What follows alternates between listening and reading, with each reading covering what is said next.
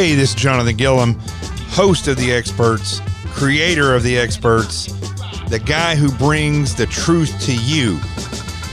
I got to tell you, I can't thank you enough for all that you have done in helping me get the word out for this show. But I've got to challenge you. Remember, word of mouth is what gets this show out there and what gets the truth to the people. And if we're going to make this country great, it's you, the first branch of government, the people. You not only have to have the truth, but you have to be willing to act on it. And so I'm challenging all of you. Go tell 5 people. Hell, tell 10 people about this show. But tell people about this show. Help me get it out there. Help me get it promoted. Let's get the truth, which you know I bring. Let's get the truth out there. And let's start the show.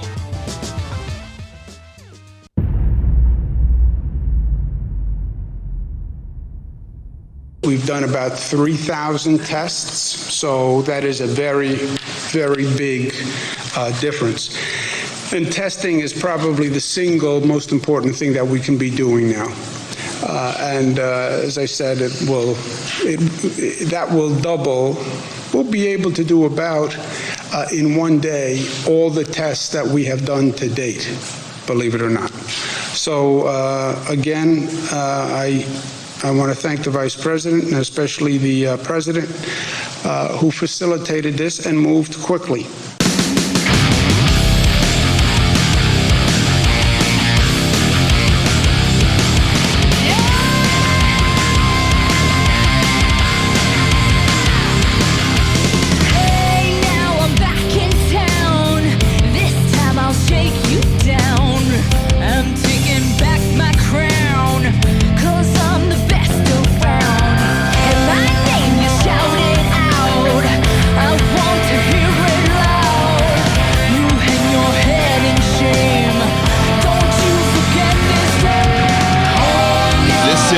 Jonathan Gilliam back in on The Experts. Happy Friday, Saturday, whenever you're listening to this. Sing it, Melissa.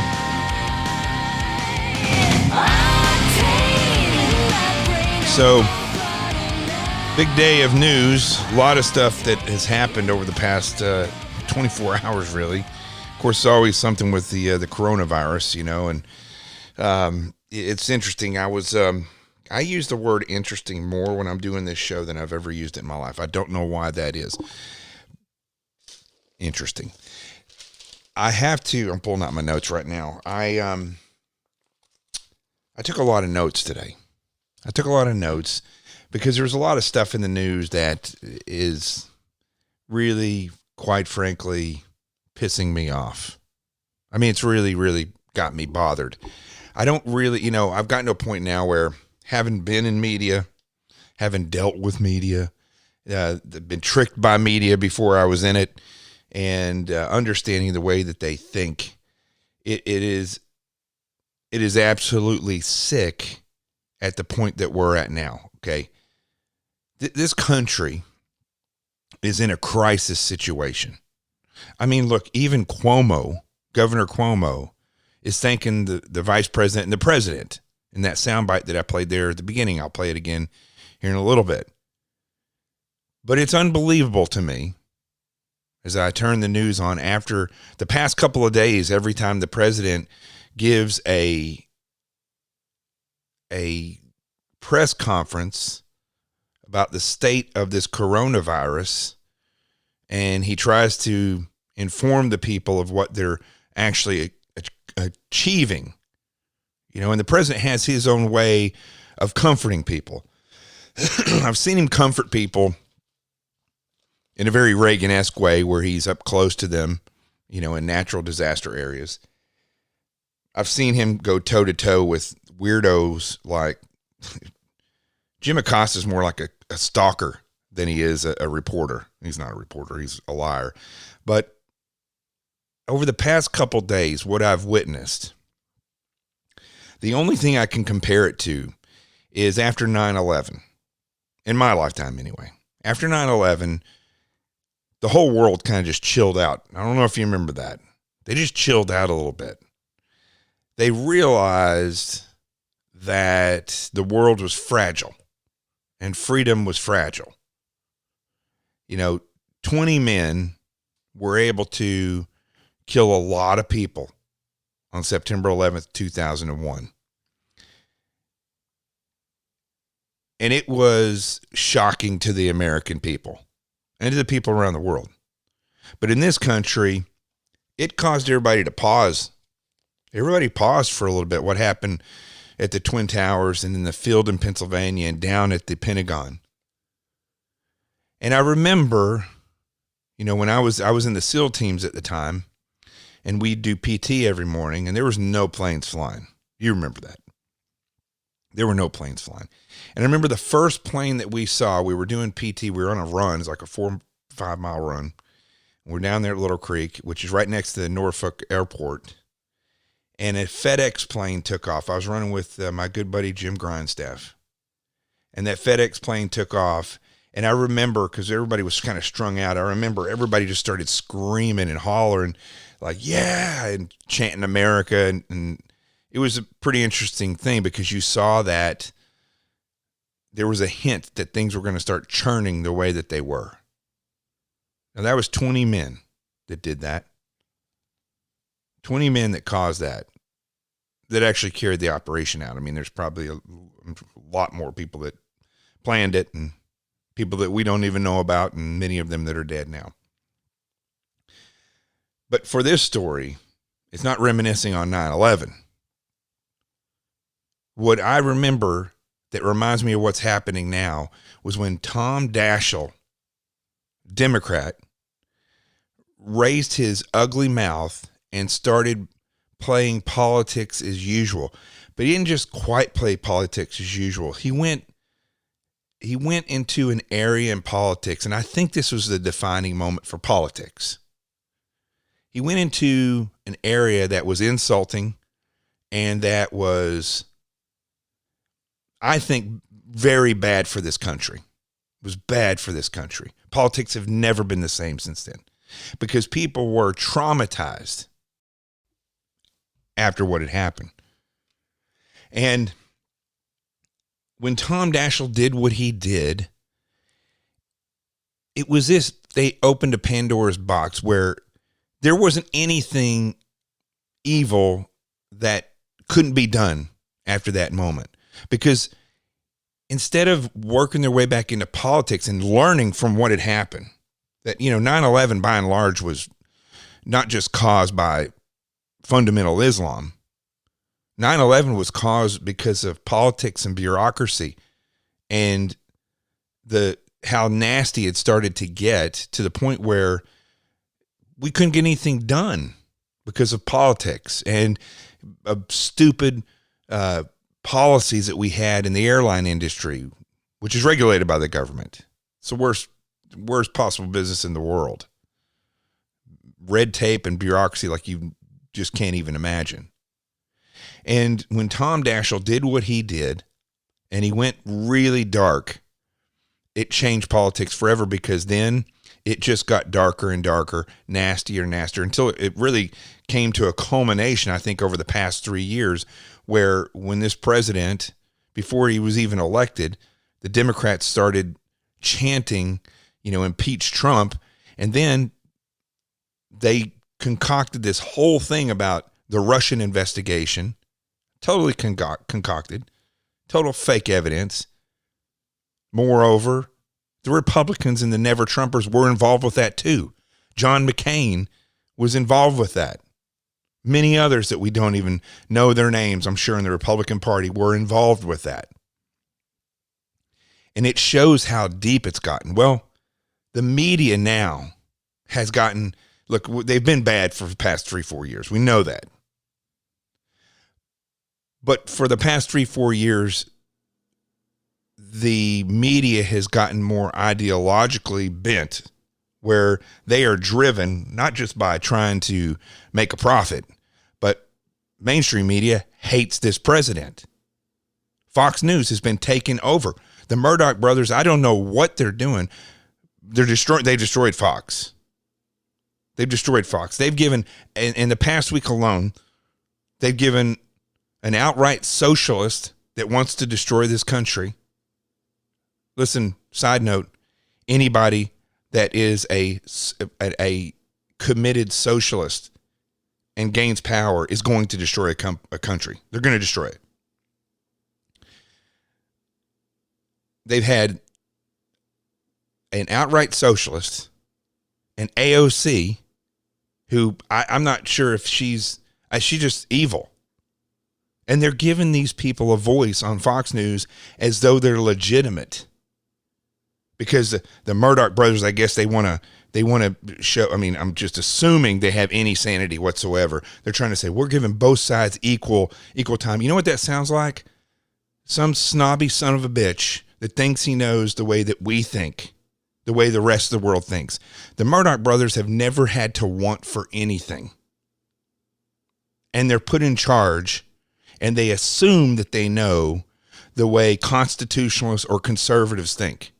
I really don't think they care. I think they look at us as peasants, just the way as all I do with all this history that I've been looking at over the past couple of months. The way kings and queens and power-hungry dictators have and still do look at the people, the masses. They look at them like peasants, like they're nothing. And so they took this platform that was created by a conservative. I don't care what you think about Roger Ailes. The fact is, he was a true conservative, a constitutionalist. And they do these stories, talk about how he was paranoid, and they make fun of that. Well, look at what's happened to Fox News since he left. Look what's happened to this country since he died. Now, I'm not putting Roger Ailes or anything that he did on a pedestal, but listen, one thing about the guy, he was paranoid for the right reasons. And so when I look at what's happened to Fox News, it's a perfect example of how far this media has gone. And yes, it's gone to the left. It's gone with these people who think that they know what's best and they've never wanted for anything. And so now we have a crisis situation in the world. Very similar to 9/11, the feel that's going around right now. People are, whether it's made up or not, the hysteria, I mean, the virus is definitely real. But people are so afraid. They don't know what to do. They've never been faced with anything like this. People are out there buying stuff off of shelves. I don't know if they realize this. Perishable items. Perishable items. They're buying perishable items. And the stuff is going to be gone. There's no way of the stuff that I've seen people put in their carts that stuff is going to be able to stay good, because New York City, people don't have deep freezes like they do in the South. You see a bunch of people buying perishable items in the South, they're probably going to go home and put those in their freezer. They got big freezers. Everybody's got them. I love it. Not here. Not in big cities. And they're going and filling those carts up with crap that they're not going to use. And it's going to go bad. And they're not going to have anything. Now, I still think that the stores are going to be stocked. I think that that part of the society is still going to keep going. But the point is, people are lost. And we always used to say that anybody who knows anything about disaster preparedness or threat assessments or how warfare is waged, if you knock the electricity out in any of these cities right now, they're dead. Those cities will collapse faster than you can say collapse. And it pains me to turn the television on and watch the president speak and reassure people, we have done this. This is why it hasn't spread. This is what we're doing now. Have his people up there. And then watch these people come on, which it's the media. I get it. And you can just turn it off. But the problem is, just like Tom Daschle after 9/11 took politics into a dark, dark, dark area that's never came back, the media has taken this It's a real crisis. Look, folks, there's people out there that think that they know everything about what's going on, and they're not doctors. They're not freaking experts in medicine. And they think because they've been educated by listening to the media that everything the media is saying is a lie. We don't actually know how bad this is. I mean, I look at the numbers, and I got to be honest with you. Overall, the numbers, when you look at the population in the world and you look at where it's taken place, and where it takes place is a big part of this. People aren't talking about that. Where it's socialized, nationalized medicine, all these countries where they have the nationalized medicine, that's where it started. That's where it's continued. In Italy, I talked to people over there, terrible healthcare system. Many elderly, they're just not prepared for anything. It doesn't matter if it was a flood or if it's a virus. They're not ready for it in the medical field. And that's what happens when you nationalize your medical care. It doesn't get better, it gets worse. And so we look now at the numbers, and it could go either way. If people, like I've talked a couple days ago on this show, if they lock themselves down in their house, minimally go outside. You got to get food, go get food. Work out at home. Stay at home and watch TV. Do something you've never done before. Write a book. I mean, I don't care. Whatever. Maybe it doesn't get published, but write it. Reconnect with people over the phone that you haven't talked to in a long time. But stay at home. If you do that, we're going to be able to contain it. And the summer's going to get here, and before you know it, it's going to be gone for a period of time. Probably come back next year. By the time we'll be getting close to where you can at least test for it. But what I'm seeing now is so sickening, because every time the president comes on, the media makes a mockery of it.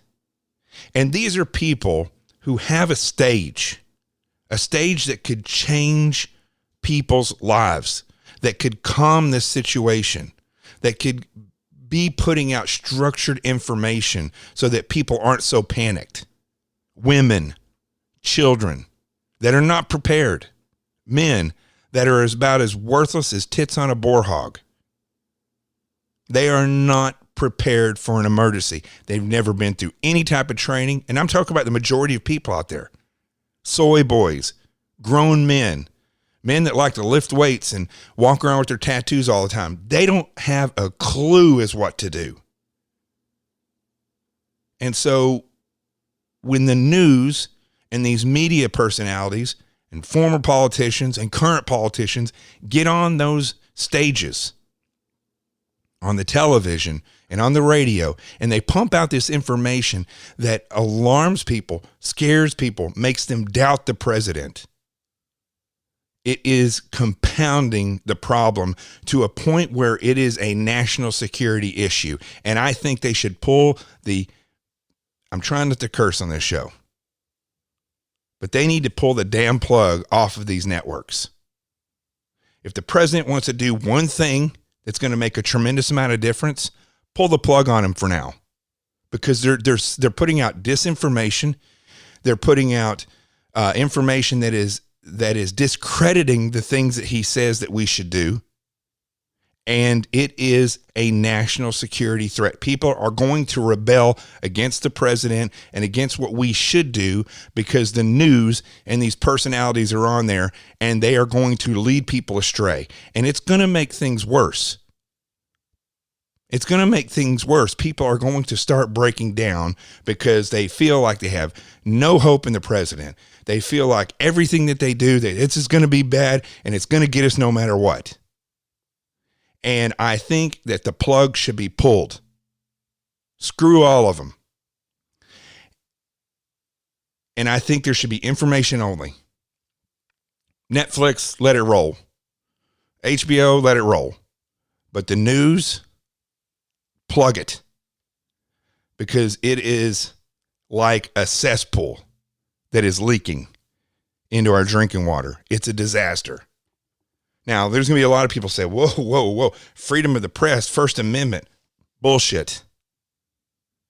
What's happening right now is calculated tactics for political reasons. Has nothing. This is the same as if you run into a theater and yell fire. It is not protected by the First Amendment. And people are going to say, well, no, that's not true, but it's not putting people at danger. Bullshit. It is putting the country in danger. And I am, from a tactical perspective, I mean, from a warrior's perspective, I look at what's happening in the news the same as if the enemy was dropping leaflets all over this country with disinformation and nobody's doing anything about it. If Russia was overflying the country and dropping leaflets saying that communism is good and America is bad and, you know, this is why, and all lies, I don't see it as any difference. And right now, in this point that we're at, with this stuff that's going on, I don't feel bad at all if it got yanked. Now, there's going to be a lot of people said that all these, especially the libertarians, the bullshit artists of the world, that think that they, you know, we should stick by the rights and you shouldn't infringe and, you know, we shouldn't be going and fighting other wars. And you know, they always have a reason why we shouldn't be doing stuff like Tucker Carlson. You can't stand these people. They're just so whiny. I want to smack every single one of them. But in this case right now, with what's happening right now, it is not the First Amendment that they should be protected by, because it's not the First Amendment that they're using. The court says you cannot run into a building and yell fire. You can't go into a crowd of people inside a riot. If you can't do those things, how do they get a freaking stage every night on national television and do the same thing? They're yelling fire and they're inciting riots. They're belittling the information that is coming to us, no matter what it is, for political and ideological reasons. And it's wrong. It's wrong. And it's a national security threat. And this is the thing about all of this that we're going through. This is a good side of 9/11. And there was a good side of 9/11. You felt like an American after that happened. God bless the people that died that day and the first responders, the 343 first responders that passed. But it was that event that for a period of time, Americans felt like Americans and they were good to each other and they weren't so concerned about who was in office, and because it's all crap, people. You are the leader of this country, whether you realize that or not. If you lead, the country goes forward. If you do not lead and stand together, it falls. Period.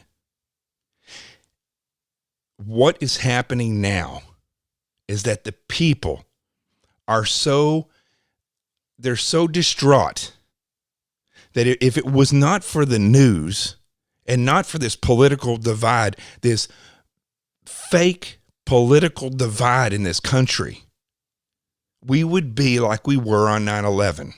People are shocked, but you would see people helping each other out. It's not going to be like that right now. Right now, I can guarantee you, if it starts to get bad or worse, people aren't going to be saying like, oh yeah, here, you take this bottle of water. They're going to be like, there's going to be fights.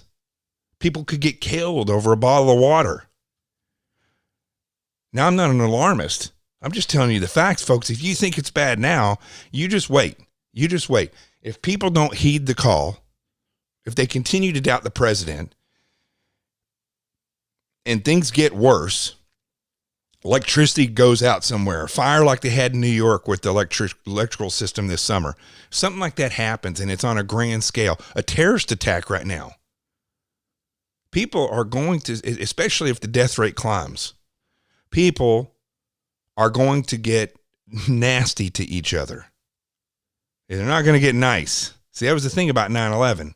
It was an event in time, and then everybody was scared, and then everybody then looked at each other and said, we have to stand together. Well, that's not what's happening right now. And one of the big reasons why that's not happening is because of the media. I try to come on this podcast just like I used to try to go on the radio, just like I used to go on television and tell the truth, not spin it. The Constitution is my guide for political issues, and God and Christ Almighty, who gave his life for me, is my guide in life. Both of those scream the truth. I look at the Constitution just like I look at the Bible. It was written, and it is truth. It doesn't evolve. It is. All the Constitution, everybody wants to talk about the rights or the amendments. We need to amend this. We need to amend that. The only reason why you ever amend our Constitution is to make sure that that person over there or that person over there gets the rights that God determined they should have, the equal rights. And if they're not, you amend something so that they have it. You never amend the Constitution to take the rights away. It is not a living, breathing document. We are not adding to it. And we're not taking away from it. We shouldn't be anyway.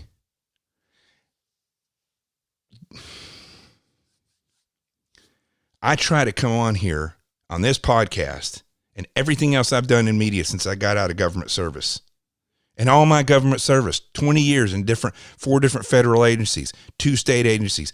I've tried my hardest to always strive for what is true and to do what is right and to prepare myself for the worst for you so that I could serve the people. But I'll be honest with you. The people don't even act like, no, they don't act. They really don't care. Thank you for your service. Okay, thank me for my service. Stop living like a jackass. Stop helping each other out. This whole thing, which I mentioned before about socialized medicine, screw that. Screw that. Somebody you know is sick. 20 of you get together and stop going out for 6 months. You know, hang out with each other or break bread with the people at church or do whatever you got to do and give that person money so they can pay their medical bill. You're only here for 80 years at the max, 90 years at the most. You're not going to miss that 6 months in a year, in 2 years. See, that's how you fix these things. We don't need a Bernie Sanders fruitcake and all those little thugs coming in and trying to change the way this incredible structure that we have so that we can have some kind of fake socialized medicine. We already have society medicine. We just don't use it. It's called giving, not having it taken. I don't know if you realize this. Everything that they do in these socialized countries is take. They take. They mask it as give, but they take. Because they can't give anything without taking. And what they give is regulated. It'd be like, hey, Merry Christmas. You get the wrapping paper this year. And I'm going to give you one of the tires for that remote control truck. You see, that's not the way it works. What, are you going to roll the tire around and hope it goes left? It doesn't work like that. That's the way, but they're going to take the money from you in order to pay for that truck, that tire, charge you the amount of the real truck. It never works out. So what my beef is here, what I'm talking about, is that the people need, if the government's not going to shut off these news programs that are a national security threat during a time of crisis, then the people need to shut it off. And they need to give them the finger and say, no more. We're standing together now. We get our information, we don't get it through you. There's plenty of stages out there to go, networks to go get your news. And I'm talking about online and stuff. You can collect the information. But something has to change. Something has to change or this country is done. Listen, 20 guys changed the world by doing what they did on 9/11. Horribly. And for a period of time, we stood together. This time, it's something you can't even see with the naked eye. And the whole world is in a tizzy. But the difference here is, at least after 9/11, evil Tom Daschle waited a period of time before he started up his crap. Now, they have doubled down on it during the crisis. And the American people and people around the world are going to, two things are going to happen. I mean, there's one thing that should happen. Everybody stand together. But what's probably going to happen is you're either going to be isolated and forced to be that way, like in Italy, where they don't have a choice. You go outside, you're going to get fined. Or it's going to continue to boil like it is here. But I'll tell you what, let's take a break real quick.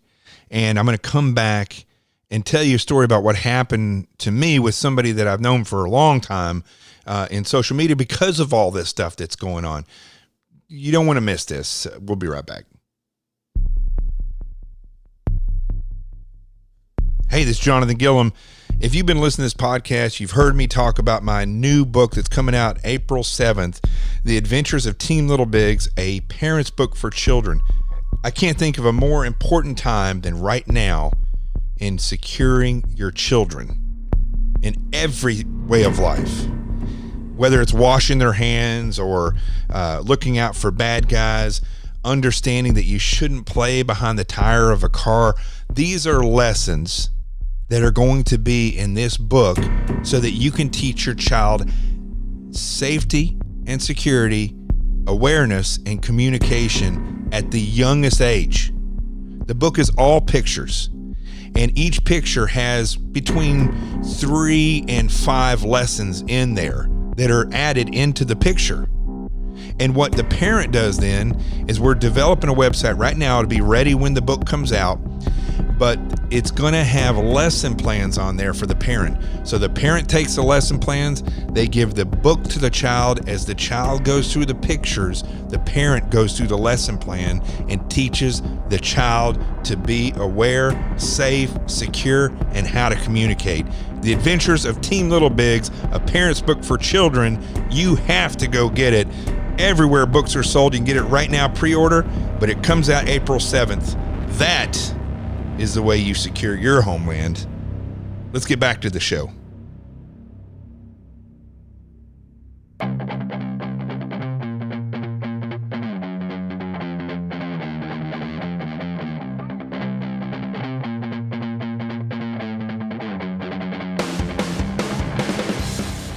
Now, you know, I don't know, people are probably saying, oh man, he's stressed, because I'm not stressed. But yesterday, and I'm not going to go too deep into this, yesterday, somebody that was a quote unquote friend of mine on Facebook, somebody that I've known for quite some time because I did some protection work for their family. And of course they're leftists because they work for HBO. And you know, I don't really pay a whole lot of attention to their liberal post. I mean, I know they put it up there, but I don't derive anger out of it. It's the way they feel. I do. And then I put my post up there, and hopefully they'll see how I feel, because the majority of stuff that they put up there is just spewage from the sewer of the mainstream media. They don't think for themselves. So I saw this post where it said that if you want to understand how delusional and screwed up our president is, here's a friend of mine who posted this because their son was stuck in another country and they had to go out of their way to get him back because of this president's incompetent travel ban, right? So I look at the post, and I don't know who it came from, obviously somebody in Hollywood, but it said that their son was in some other country and on vacation or whatever these rich people do over there. And they were trying to get him home, and they had to pay $1 million. This is what they said. We had to shell out $1 million. Well, you know, that's a lie, right? You know, that's a lie. So they said they had to shell out $1 million to get him back. They could have chartered a full-size airliner to get him back over here. But they said we had to pay $1 million. I'm sure it wasn't that. They said to get him back over here because of this president's travel ban and all this stuff about he's saying what he's doing. And this was the kicker in the story. And they said, and what happened? Our son gets back and he went through the same immigration process as everybody always does. There was no searching. Nobody looked at me. Nobody took his temperature. He just walked right on in. Some travel ban that is. So knowing that they're liberal, I went to the New York Times. Actually, I just Googled travel ban, and up, of course, because it's on Google, the New York Times pops up with an article saying, yada, yada, yada, insult Trump, is this, and then it says the travel ban that will take effect on Friday. So, and remember, this was Wednesday, actually, when this happened. So I underlined where it said will take place on, or will be in effect on Friday. And then I cut that picture of just that one headline in that line, and I posted it on her post. I wasn't trying to insult her. I chose the New York Times so that it would not offend them because it was from Fox or something like that. So I cut it from the New York Times. I put it on there, I posted it, and then I went about my day. And then I go back and I get a nastygram from her on my direct message on Facebook Messenger saying that I think it's time. In fact, I'll read it to you verbatim right here. Let me pull it up here real quick. It's sad, really, is what it is. It says, I think it's time to wish you well and move on in our very different views. I'm not a fifth grader and need things underlined, and I am a very aware person. Good luck to you.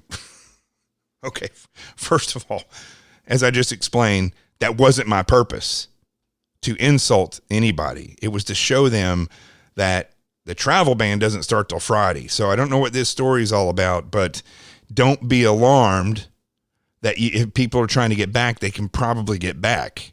Travel ban doesn't take effect for 2 more days at that point. So this is the ridiculous level that this has gotten. In a crisis situation, that somebody who has a close relationship like this would just break that off via Facebook Messenger and say, no more, because you think I'm a moron. And by the way, everything they said was wrong in their post. So I guess that's what we measure now. It's not what's right or wrong. It's how I feel is how we measure these things. So anyway, after all this occurred, and after I had that epiphany the other day when on the episode 14, when I was talking about how human beings just have not evolved. They have not evolved in thousands of years of recorded history. We have not evolved. And the smarter our phones get, I mean, look right now, back 2,000 years ago, as I said, if something like this happened and people had to escape a city, they knew how to navigate and they knew how to live off the land. They could get out of there. It's not going to happen now. Living off the land in the United States there is no living off the land. Very few people know how to do gardens. I know I'm going to get some notes from people saying, I know how. Oh, good for you. Okay, good. I'm happy for you.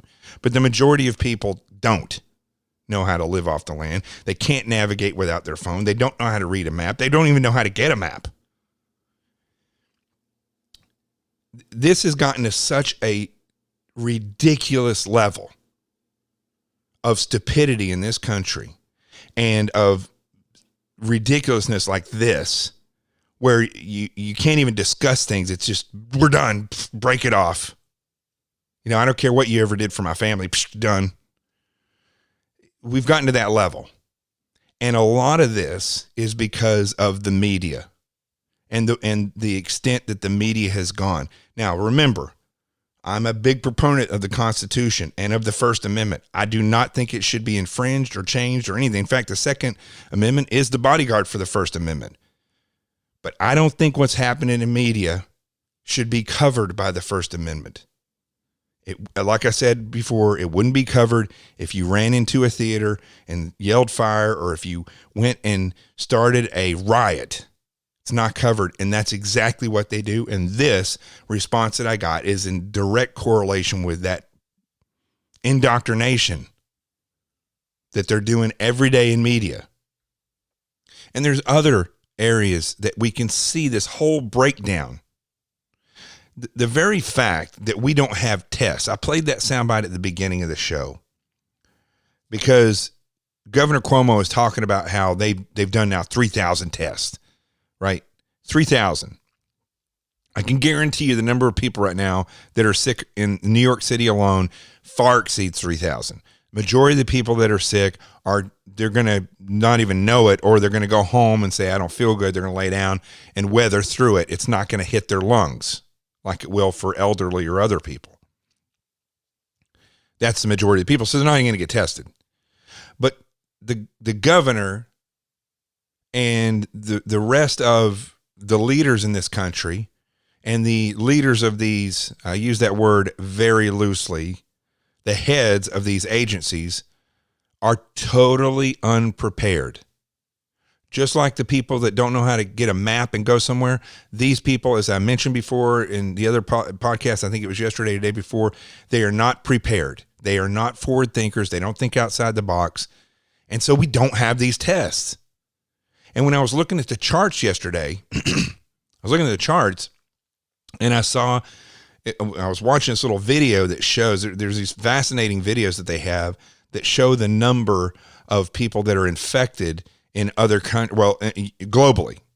And it shows on the dates how it's changed, how some states have gotten more and some have gotten less, and then it fluctuates. And then all of a sudden, right around the beginning of the end of February, the beginning of March, Iran exploded, and then South Korea exploded, and then Italy exploded with cases. Now, we take China and set it to the side. Most people don't even include them in here because they're all liars, and we don't know, it was already exploded.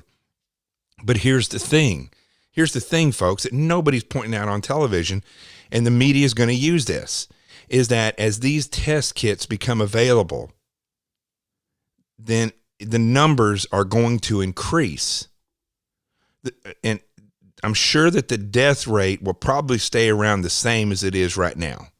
But the sheer number of cases is going to go astronomical in this country.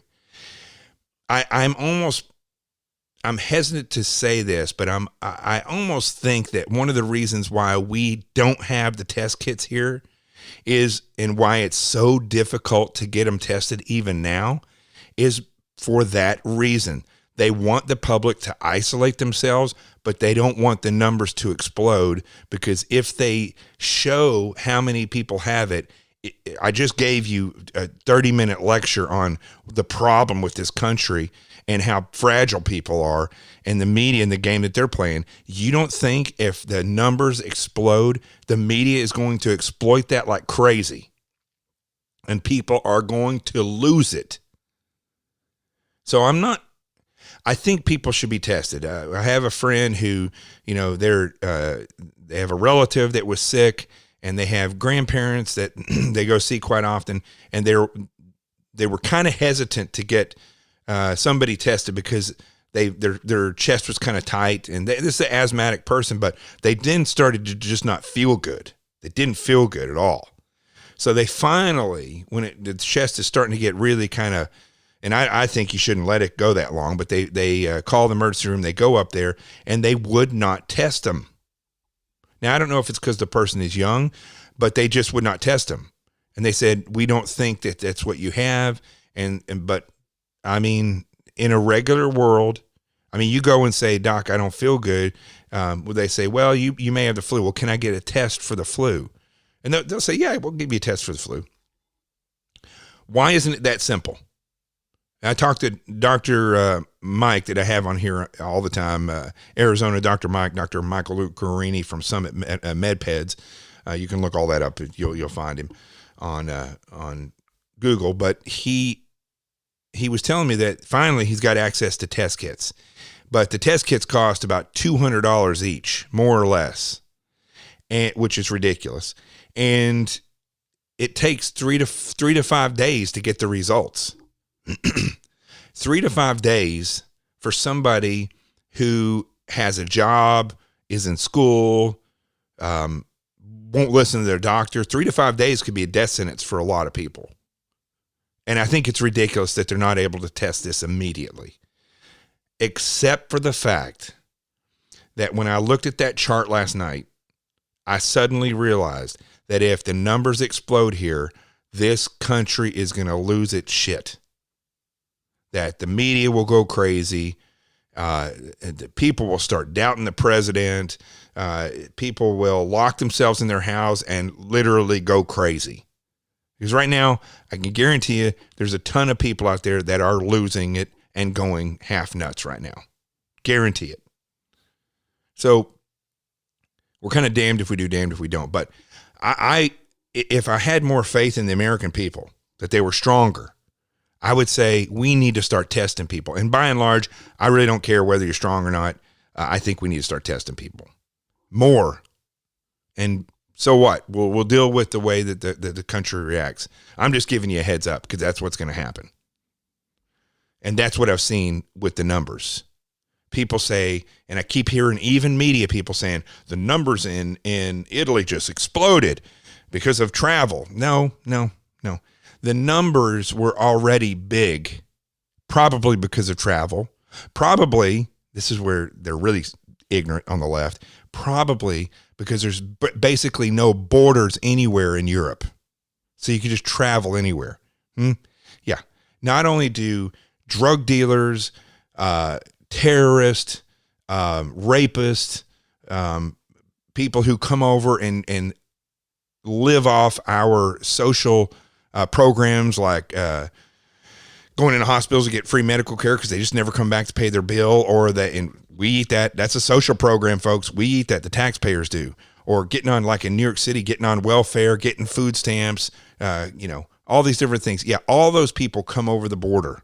And I'm not just saying it's Mexicans or Latin Americans. They come from all over the place. I remember I was in the FBI.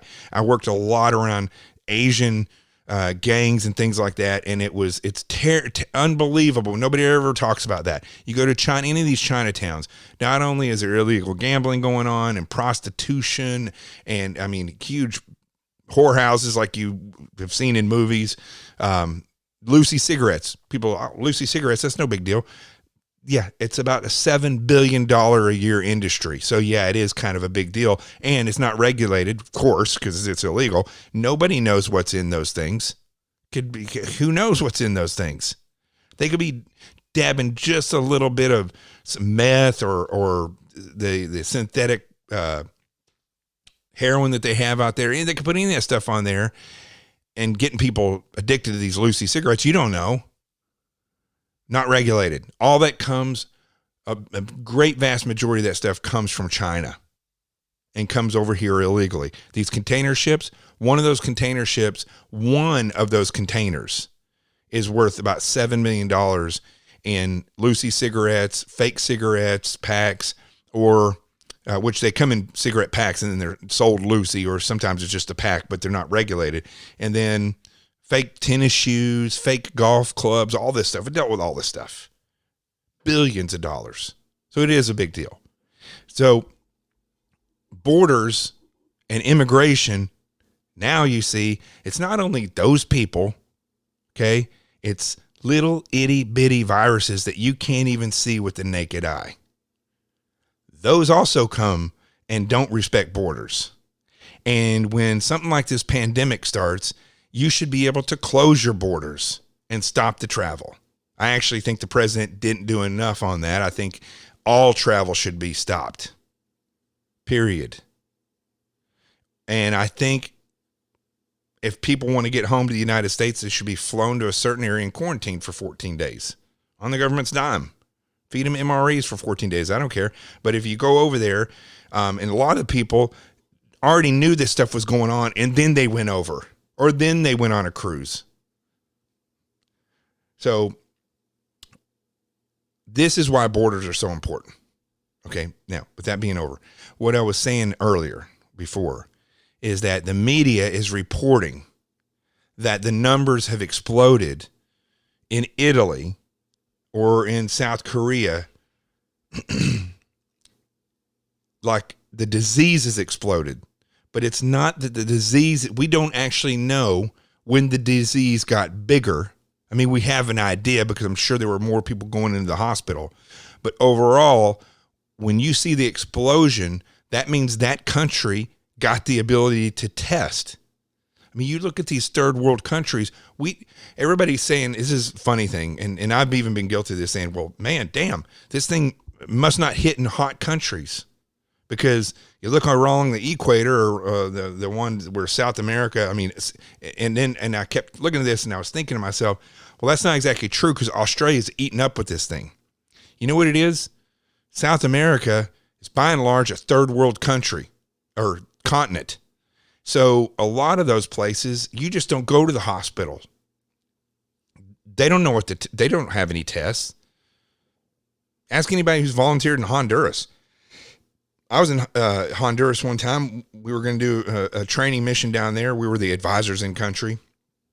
And we were doing the site survey, and the guy that was the medic, I don't know who the medic was. I don't remember who it was that was with me.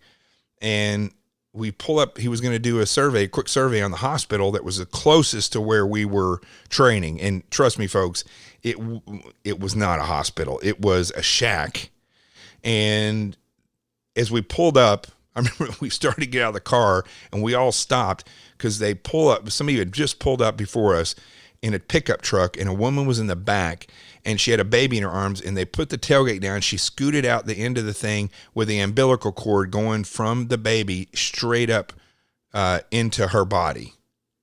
And she walked into that shanty hospital. And I remember the corpsman is with us, like, okay, I've seen enough. If you get hurt, I'm treating you wherever we're at. And we're flying you out of here. And so that was the site survey on the hospitals. Absolutely terrible. So you think in those type of countries that they're just going to have the tests available? It's not Germany. It's not the United States. You're not just going to be able to drive up and get a test. It's not going to happen. Not in those places. So I think I'm trying to look at the numbers and the charts and everything. I'm almost positive the reason it hasn't exploded in some of those countries is because they don't have the money.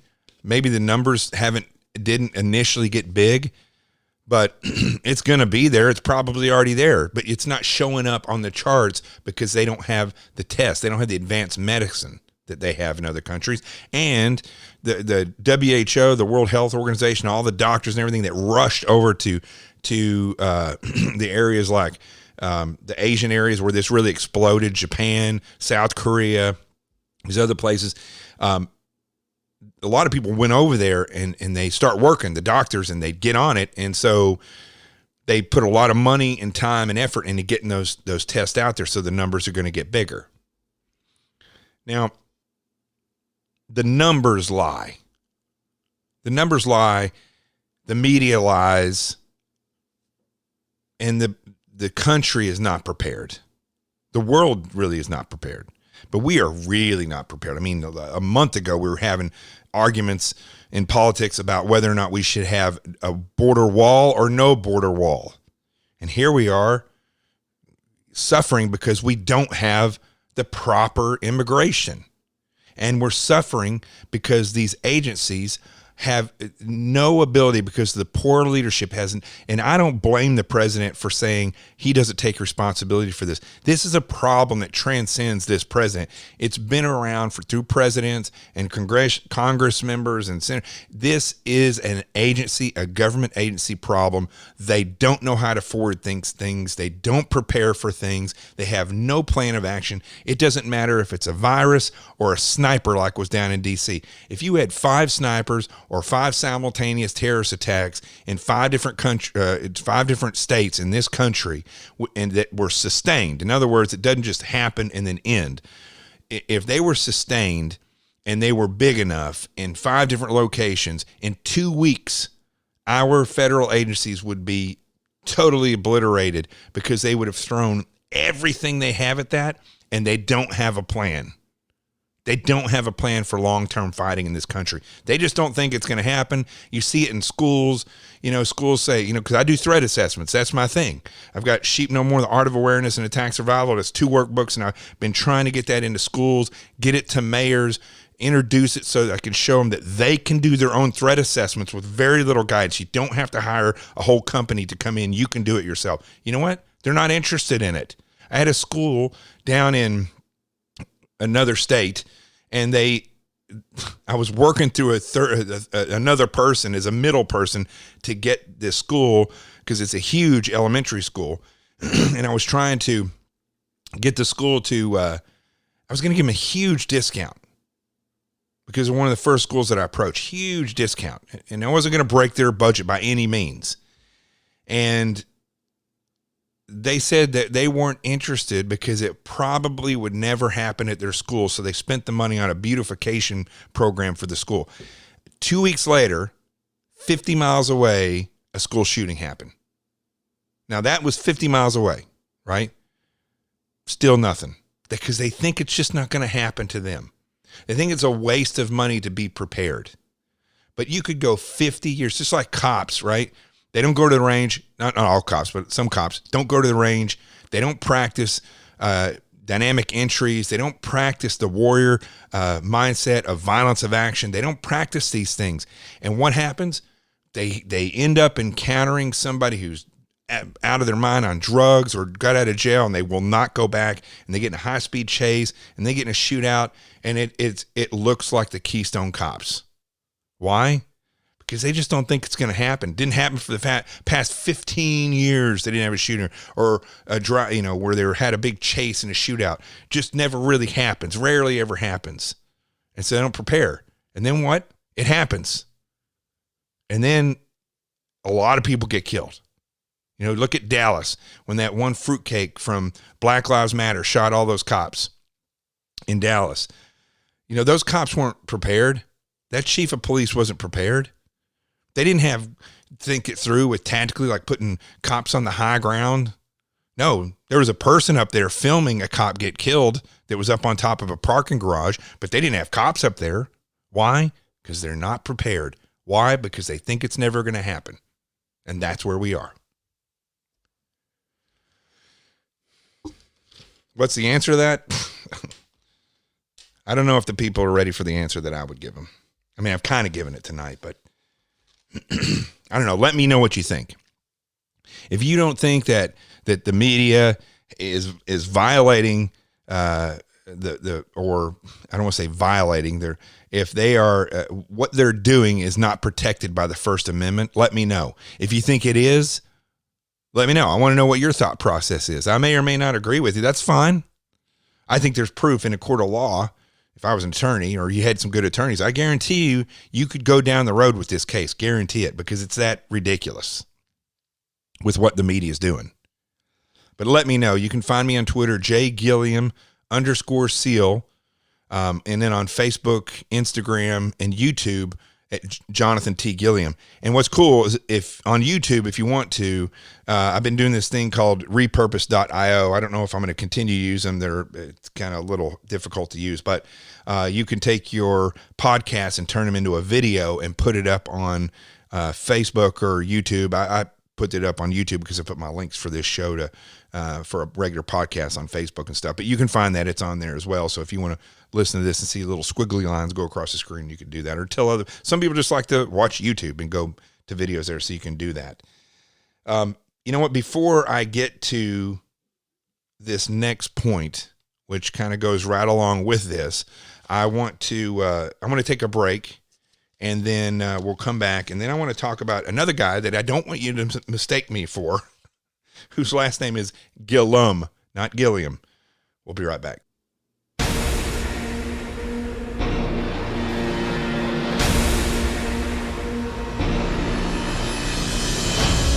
Hey, this is Jonathan Gilliam, and of course you're listening to the experts, so you know it's Jonathan Gilliam. So I have a book called Sheep No More, The Art of Awareness and Attack Survival. I always try to talk about it and do at least one little commercial here. This is going to be a short one because I think you see exactly in what's going on in the world, even though this is a virus, you can still be prepared. Remember, I always talk about this, being prepared. It means you're prepared before these things happen. Right? That's how you have a plan. And it's very easy to keep yourself out of a violent situation. It's very easy to avoid most dangerous things. And in the cases of like this virus from spreading, if you typically wash your hands and have good hygiene, you're much less possible of getting this virus. So Sheep No More, The Art of Awareness and Attack Survival was written for you. I show you how attackers look at you and how you can take your life and divide it into sectors and then target each sector. So instead of saying, I'm going to secure my life, you secure each sector. Your home in the mornings, different than your commute to work. That's different than when you're at work, different than when you're at lunch, different when you're at a special event, and so on and so forth. Sheep No More, The Art of Awareness teaches you how attackers look at those sectors, because different sectors have different attackers that prey on different vulnerabilities, that exploit those vulnerabilities to get at different critical assets at different critical times to get to those criticalities. The avenues of approach are different because it's in different places. Once you learn how to look at that, then the second half of the book shows you how to defend and set up defenses against that, to have plans of action, and how to act instead of just react. It's got 2 workbooks that go with it. The threat assessment workbook covers the first half of the first book, Sheep No More, and the second workbook, the defense assessment workbook, goes with those defenses that I just discussed. Sheep No More, The Art of Awareness and Attack Survival, and its 2 workbooks. Trust me, if you get it, it will change your life. And that's the truth. Sheep No More, The Art of Awareness and Attack Survival, everywhere books are sold. Let's get back to the show.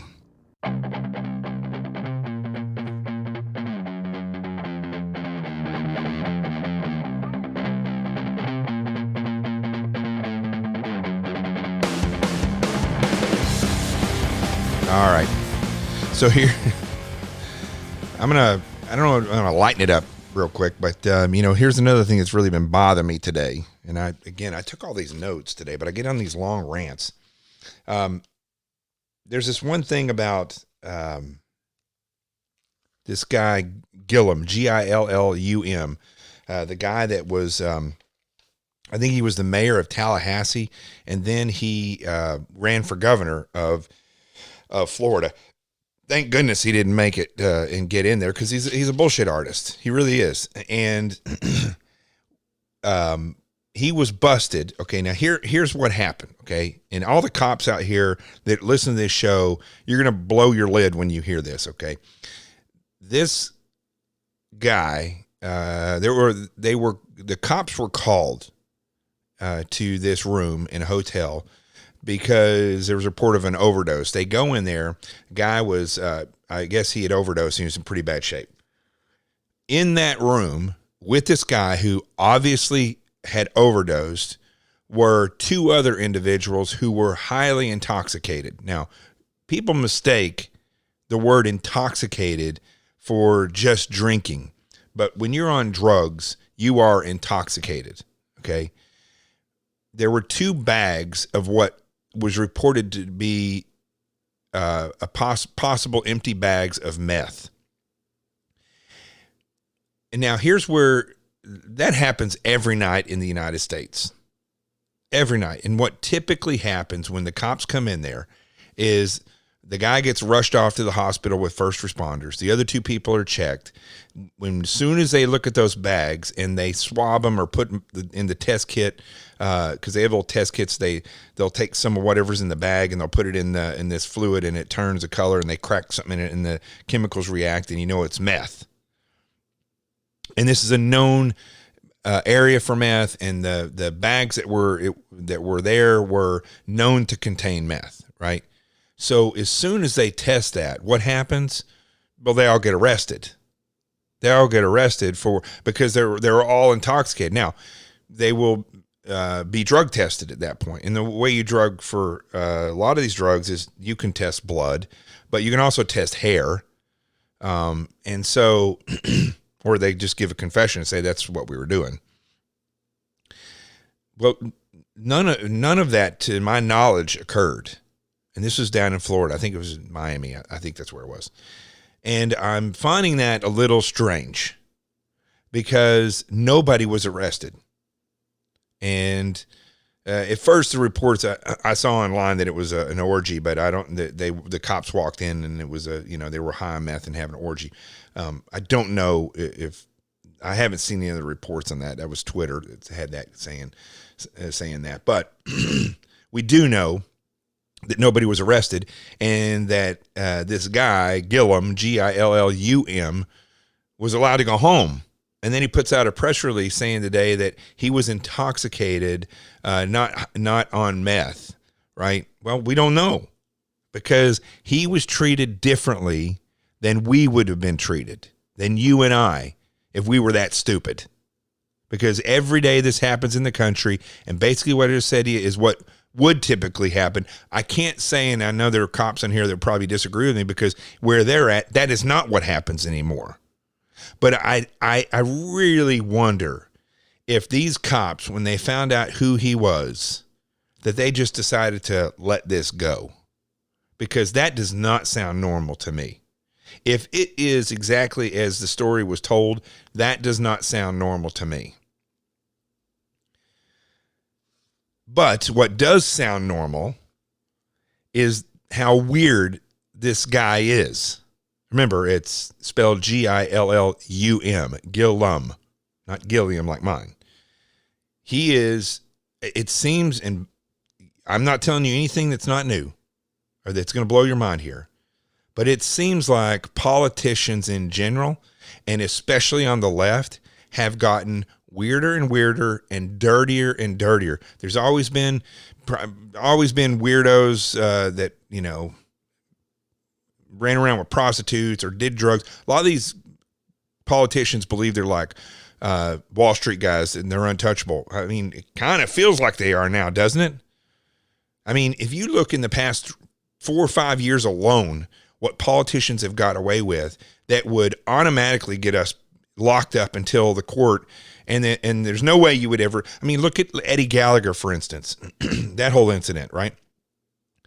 There was no footage of him killing this guy. There was not even any proof that he murdered that guy. The guy had a tracheotomy in his throat. But there was no proof that Eddie Gallagher murdered. They couldn't even find the body because the Iraqis took it and they bury it in some mass grave somewhere. The Iraqis were going to kill the guy anyway. And Eddie and them are the ones who stopped them so they could try to revive him and then interrogate him. No evidence. The witness that they did pull in after the 3 guys complained and their testimony has completely been shot. They had an Iraqi general and all these other people that are saying, no, Eddie didn't kill him. He didn't stick the knife in him and kill him.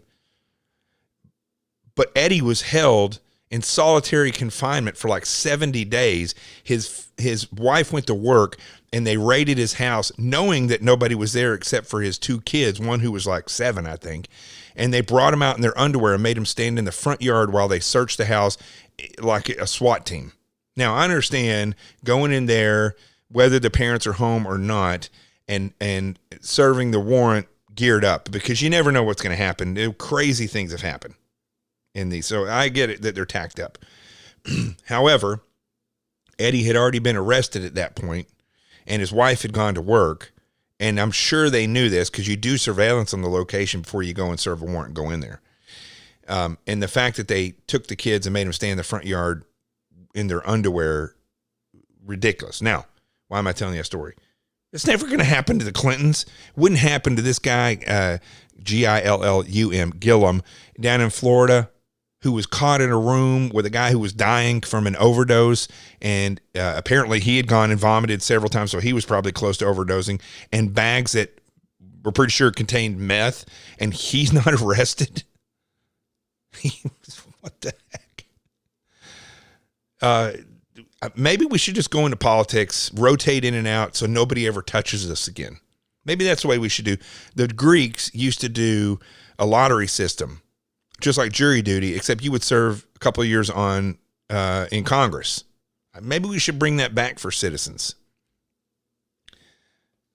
Anyway, I think it goes right along with the rest of this nonsense, because what we're seeing now is a world that has, or a country. I can't say anything. I'm not saying I don't care about the world, but it's not my concern. My concern is this country that I was born in and now I'm a citizen of.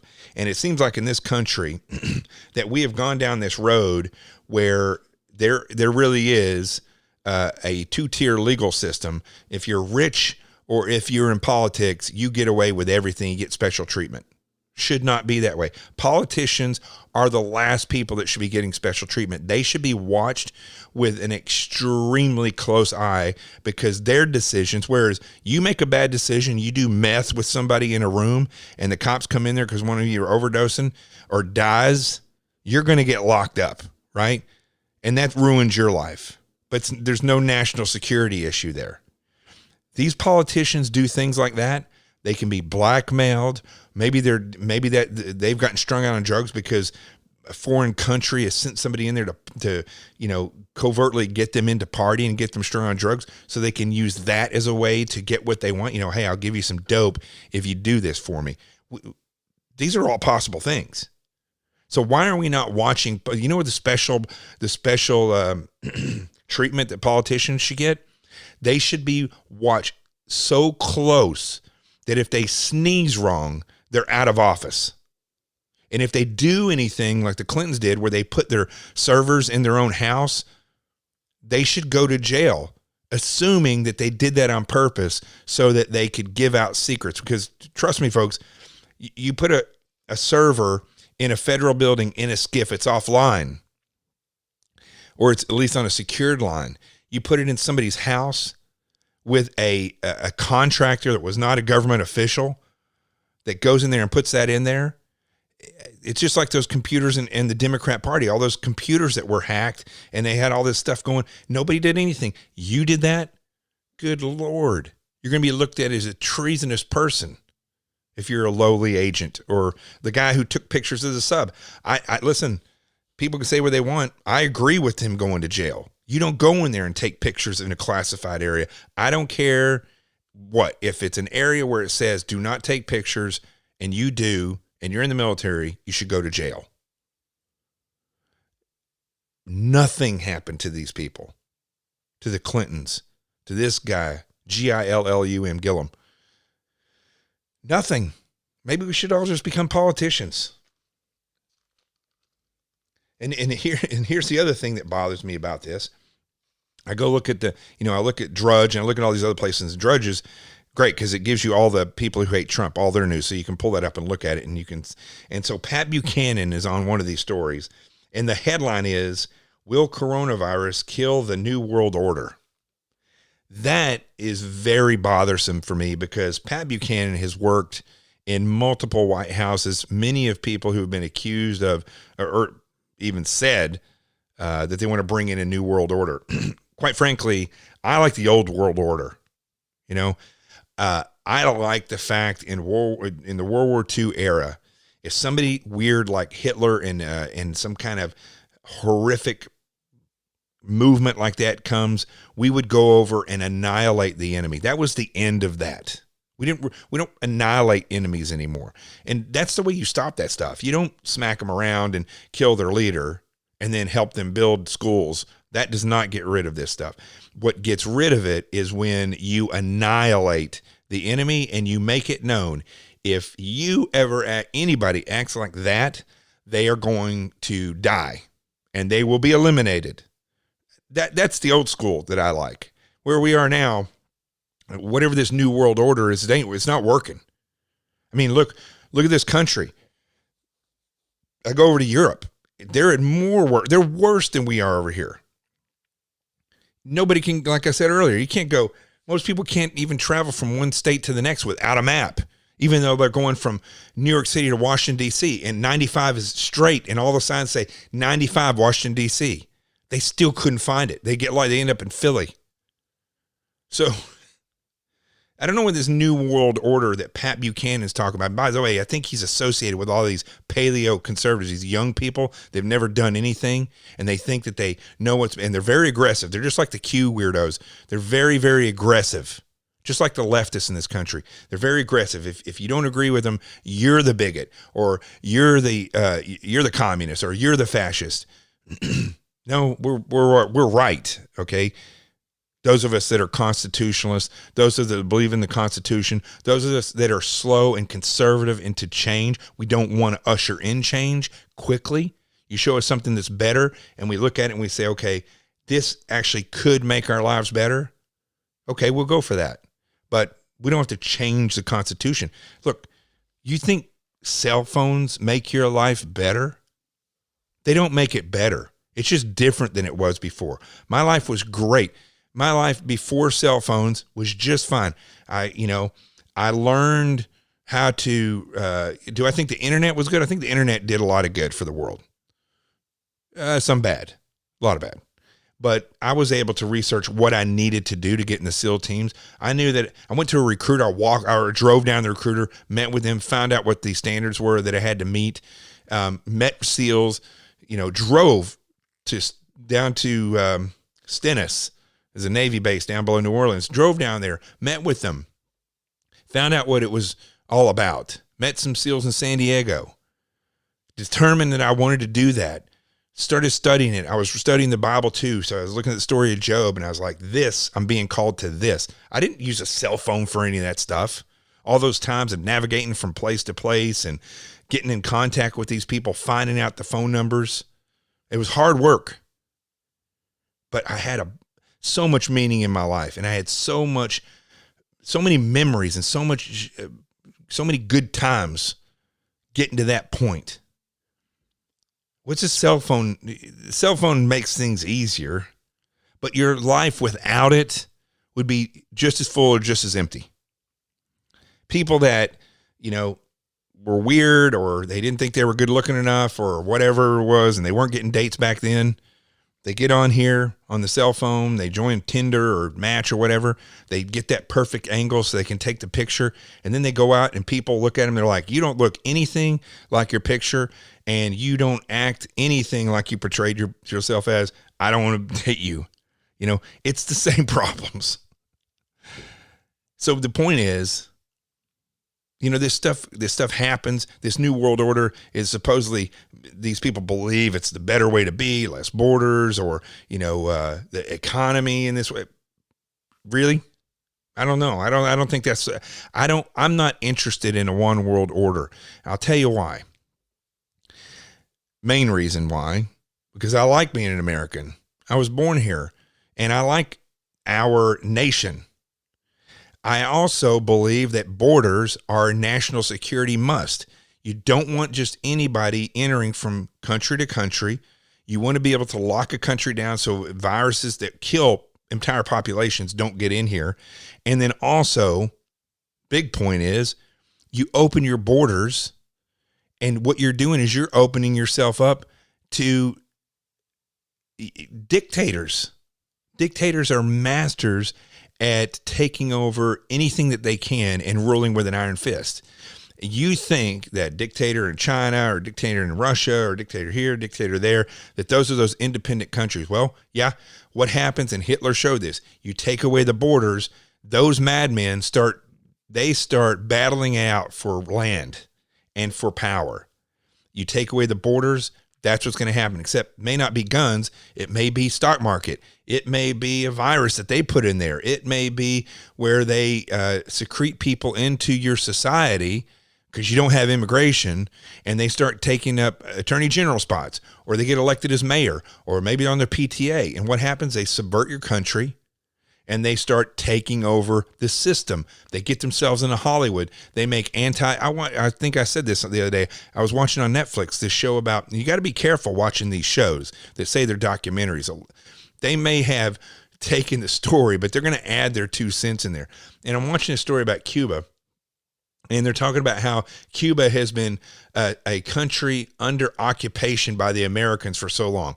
I was shocked the way that they utilize that language. But the night before, I was watching something about World War II or World War I. They were going over World War I into World War II, and they were talking about how, I believe it was Czech Republic, and I don't know what the other country was, the nation or something. But anyway, they said who they were, the Czech Republic. And 5 minutes later, they were talking about how these groups were going around systematically murdering people. And they said the Republicans and the nationalists were systematically murdering people. That's what they said. And I was like, wow. I almost recorded, but I'm tired of pointing out what they do. But it is a sign of how these people, if they get into power, and they always do. Look, we've got hundreds of these people in our government. They just don't have the ability, because the way it's set up, to get to that ultimate position where they rule everything.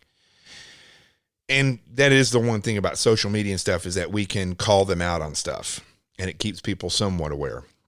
But if you get rid of borders, if you get rid of immigration, you are opening yourself up to being controlled by one power. And I don't know about you, but I don't want that. I like to have a decision. I like to know that I live in a republic. And I also like to know that Satan, who roams the earth, can't manipulate all world leaders. He's not omnipotent. He's not everywhere. So it makes me feel good to know that I live in a country that has an immigration system and it has borders, because I don't want some crazed world leader. I don't want some creature named Satan ruling the globe. And that's what socialism and the New World Order, all that stuff is. And that bothers me that Pat Buchanan would say what he did. Or he didn't just say it. He wrote a freaking op-ed about it. I know this show's kind of long. I do want to say this, though. I'll say this in closing. You know, the best preparation, and I hate to say this, but the best preparation for a virus is the next virus or the next pandemic. You know, if we handle this right, and I really don't have faith in the federal government. I think I finished my thought earlier when I was saying that the president was right to say he's not responsible for this. He's not responsible for this. The breakdown of the way government agencies are is it transcends the president's leadership. It's institutional inbreeding, as Pat McNamara said, and I put in Sheep No More, quoted him in Sheep No More. It's institutional inbreeding in not being prepared. That's just the way these government agencies are. And so really, I think that the test of this president is going to be not just how he deals with this crisis. It's how he systematically, if he systematically changes the way agencies prepare for the next one. You know, he's a political outsider. And anybody who's never served in government, which he hasn't, this is a learning process. But those of us that have, we will tell you that knowing leadership versus knowing the government are two different things. You could be the greatest leader, but when you come into the government, things are going to be that just don't make sense. And I know everybody who is the young whippersnapper who has a new idea and they go into the government, you're going to get burned, because people are going to be like, no, dude, that's not the way it is. And the reality, the majority of the time, you know what the way it is? They do as little as possible. They do as little as possible. So the president has to realize this, and he has to change things. And government workers, you need to realize you work for the government, okay? You work for the people. You're in a service industry. You're in an industry where our national security and the protection of this country and things like this depend on you. And I'm sorry, I'm sorry if you got to work late hours. I'm sorry if it's not easy street. Don't get into government service because it's a handy paycheck and because you get holidays and good insurance. You should get into government work because you want to serve this country. Now, there's going to be secretaries and people like that are like, yeah, I'm a secretary. Listen, you're still part of my team. And the whole system is broken and needs to be fixed. That is the test that I want to see Donald Trump pass. And I think he's the person that can do it, because I guarantee you he's the person that's in Washington, D.C. right now in a position of power that can look at this stuff and say, this doesn't make any sense to me whatsoever. And I want to say one thing about the president's pressers that he has. Anybody that listens to this that knows the president, get this message to him. You don't have to answer questions. Stop taking the media's questions. I don't think those people should be, I've said this before, I don't think that there should be a White House press corps or any press corps in Washington, D.C. What I believe there should be is that the president or anybody from these other agencies, when they have a press conference, they should come in front of a camera. It should be broadcast online. And if the news agencies want to pick it up, they can. And then they should have a chat at the bottom of that you sign up for. And if you ever say anything stupid or post anything that's ridiculous, you get kicked off, never to be back on there again. But take the questions from us. I mean, I know the majority of people listening to this will agree with me on this. The questions that the media asks, as I was saying earlier, don't do jack shit for anybody as far as information that's going to help us out. They are not the watchers on the wall. They're not the people that John F. Kennedy talked about right before he got shot that are like the fourth branch of government. No, we're the first branch of government. There's actually 4 branches of government. The people are the first one. We are the ones who should be asking the questions because we ask way better questions than they do. We want to get to the bottom of things. They don't. They don't care about it. And I think those people should be kicked out. There should be no more of these press credentials, not for official government stuff. And the president should have press conferences with and for us. You can listen, I do a podcast every day. I used to do video casts, which I may start recording this again, video and podcast.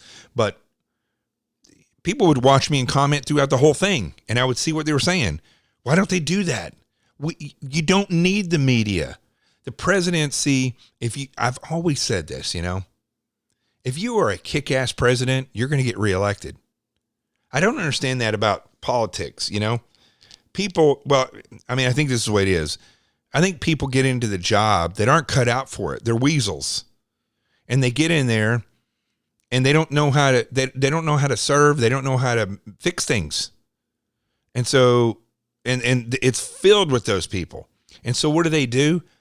They either lead by asshole or that's where they're just total jerks, or they get in there and they just lead through the media. Like, what's his name from Florida? Matt Gaetz. If I see that guy one more time on television, I literally am going to throw a brick through my TV. That guy gets on my nerves so bad because he's always on TV smiling like he's thinks he's some kind of supermodel. He needs to go do his job of governing in the United States and get off TV because he's not making any difference in anything with all these sound bites and going on The View. Why is he on The View? Why is Matt Gaetz on The View? Nobody cares about what Matt Gaetz has to say on The View. He should be doing his job as a congressman. I don't go get my car fixed and pick the people out because they're on The View. I go and I try to find somebody who's reliable, can do a good job, is not going to kill me in the pocketbook. Why do you all pick congressmen and senators and presidents based on popularity and whether or not they've been on TV?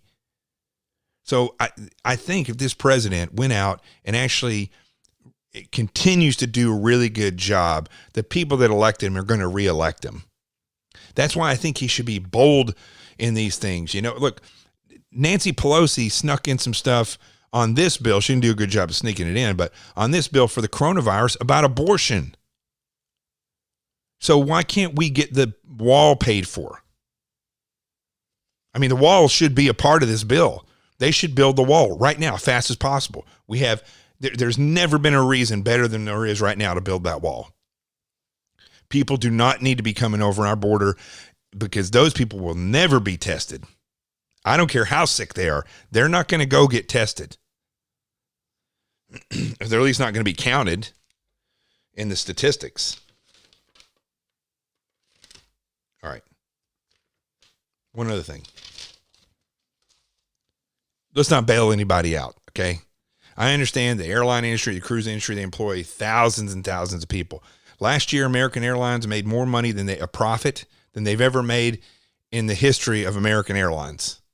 And we suffered because of their terrible service, and they've crammed those seats so far forward that literally, if I sit next to a window on American Airlines, it's claustrophobic as it could. I got to get up. I can't do it. I can't sit over there. I mean, for the first time since I've been flying in 50 years, I'd rather fly in the middle than I would next to the window, because you're just crammed in there.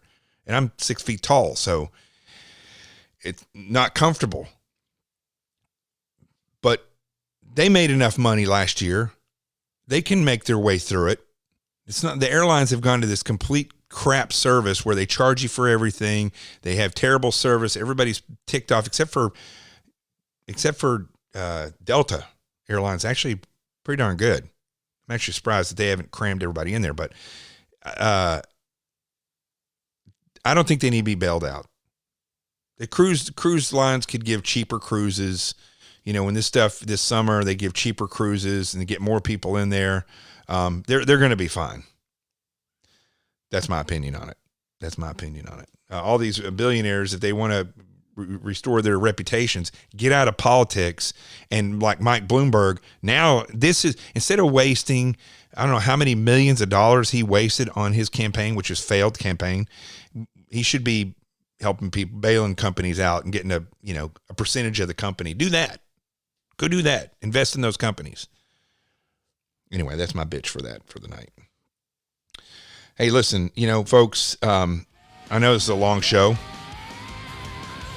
I depend on you all sharing this show.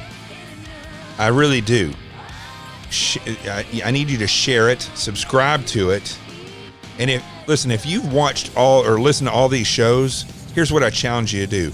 Go out and tell 5 people about it and get them to listen to it. I mean, our numbers are increasing. We've got over 15,000 downloads now, but we need 20,000 a month.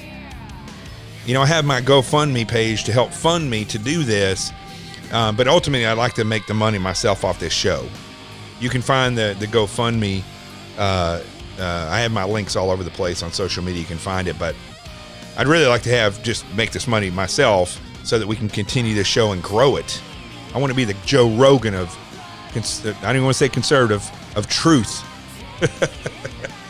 Listen, this is Jonathan Gilliam. This is The Experts. And remember, not only do I love you, but I care about you. And wherever you see my face or hear my voice, the truth has arrived. Peace, and we're out of here.